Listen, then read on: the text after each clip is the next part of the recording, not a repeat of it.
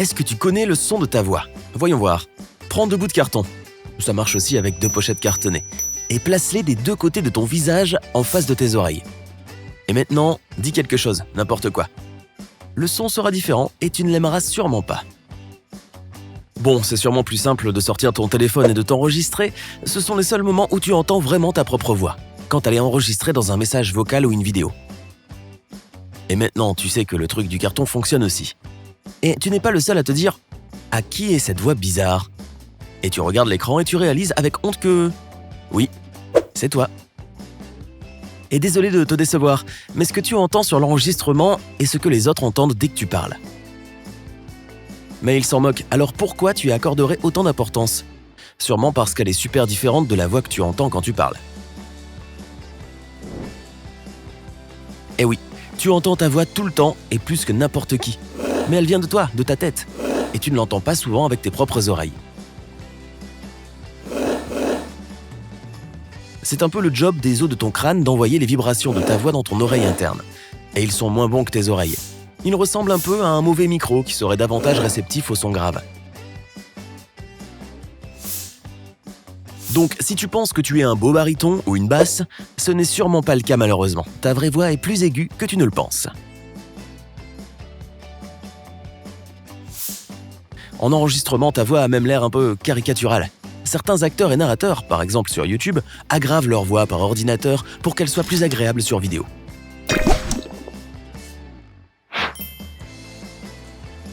Mais au fond, ils le font sûrement aussi pour mieux la reconnaître eux-mêmes. Parce que leur vraie voix n'embête franchement pas le public. Tu vois de quoi je parle? Tu préfères aussi ta voix telle que tu l'entends plutôt que sur enregistrement. Et qu'est-ce que tu penses de ton reflet dans le miroir par rapport aux photos prises de toi? On parlera des photos plus tard, mais dis-moi dans les commentaires. On revient à la voix. Quand les os de ton crâne ont transmis les vibrations vocales et les ont envoyées à l'oreille interne, le grand imposteur, ton propre cerveau, entre en jeu. Il adoucit toutes les disparités, sûrement pour que tu sois plus en confiance par rapport à ta voix.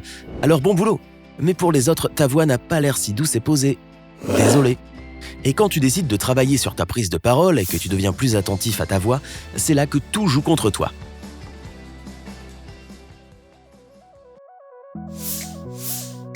Les chanteurs professionnels, les acteurs et les coachs expliquent que quand tu parles, plus de la moitié de ton corps a un rôle dans la formation du son. La posture, la tension des muscles, ton niveau de stress et même ton état général de santé affectent le son de ta voix.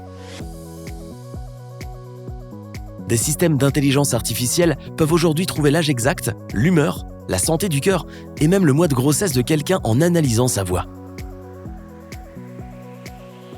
Par contre, tu n'arriveras pas à percevoir tout ça car ton cerveau t'empêche de comprendre tout ce qu'il juge inutile. Pour faire court, ta voix est une des sources d'informations sur toi les plus complètes, mais uniquement pour les autres. Tu entends ta voix tout le temps, mais ton cerveau ne l'écoute jamais. Et c'est fait exprès. Ce serait stressant de toujours en être conscient, et ce stress est une des raisons pour lesquelles tu es mal à l'aise quand tu t'écoutes.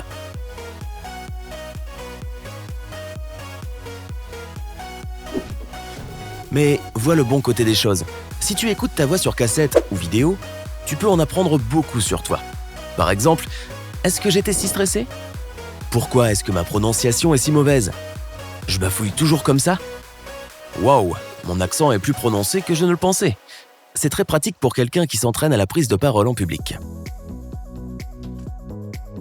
Mais cet écart entre ce que toi et ce que les autres entendent quand tu parles n'est pas la seule raison pour laquelle tu n'aimes peut-être pas ta voix. Si tu écoutes un vieil enregistrement, c'est normal que tu ressentes ça. Nos voix changent beaucoup au cours de nos vies.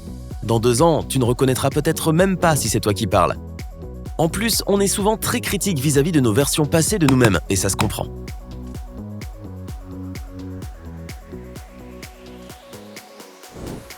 Tu as peut-être vécu une phase étrange. Se laver et se coiffer, c'est bon pour les conformistes. Je sais, j'ai vécu le début des années 90 quand c'était la mode grunge et que l'hygiène personnelle n'était plus dans le coup. On a tous eu nos phases, et je sais que ça fait mal de s'en rappeler. Tu as juste envie de tout oublier. Et quand tu entends ta voix de l'époque, tu veux juste t'enfuir ou te débarrasser de l'enregistrement. Cachez cette preuve.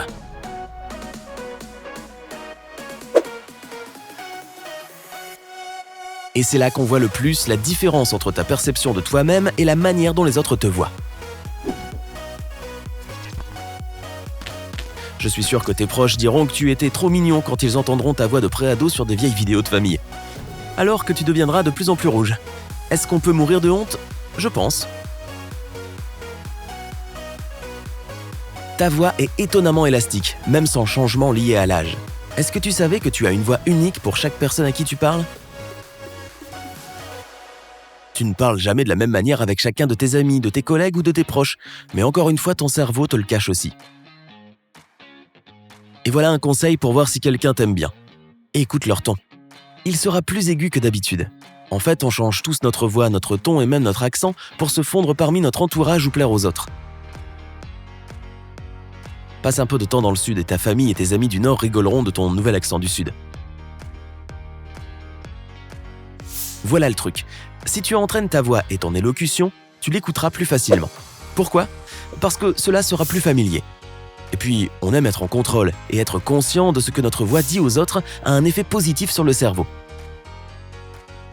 Sinon, c'est pénible d'écouter son propre manque de contrôle sur un enregistrement. C'est aussi pour cela qu'on ne juge pas les voix des autres aussi durement que la nôtre. Tu peux même piéger tes amis. Demande-leur d'écouter un mélange d'enregistrements vocaux et mets-leur dedans.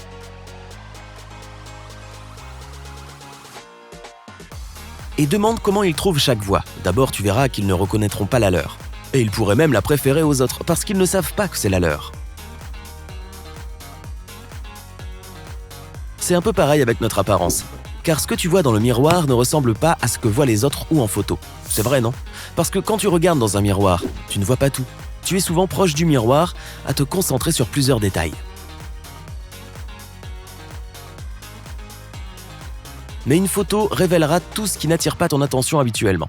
Est-ce que mon nez est si crochu de profil ? Super. Et à propos du besoin de contrôle, c'est très facile de changer quelque chose dans ton look quand tu te vois dans un miroir, alors que tu ne peux rien faire à une photo qui vient d'être prise.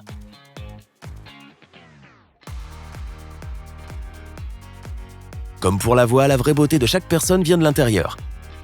Et comme pour la voix, tu as juste besoin d'être un peu plus attentif à toi-même pour te voir comme les autres te voient.